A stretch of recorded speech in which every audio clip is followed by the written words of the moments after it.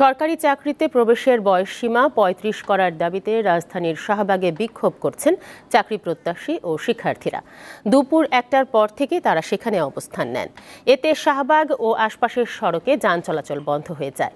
আন্দোলনকারীদের দাবি, দেশের সব পর্যায়ে চাকরিতে আবেদনের বয়সসীমা ১৯৯১ সালে ২৭ বছর থেকে ৩০ বছরে উন্নীত করা হয়।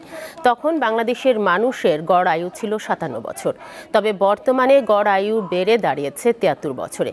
তাই চাকরিতে আবেদনের বয়সসীমা বৃদ্ধি করা যৌক্তিক। আর তা না হওয়ার কারণে দেশে শিক্ষিত বেকারের সংখ্যা বাড়ছে। চাকরিতে প্রবেশের ক্ষেত্রে কোনো বাধা থাকতে পারবে না। আপনার যদি ভালো লাগে আপনি অন্য সেক্টরে যান, যার জব ভালো লাগে সে ঢুকবে। ২৭ বছরে অর্জিত সার্টিফিকেট ৩০ বছরে মেয়াদ শেষ হইতে পারে।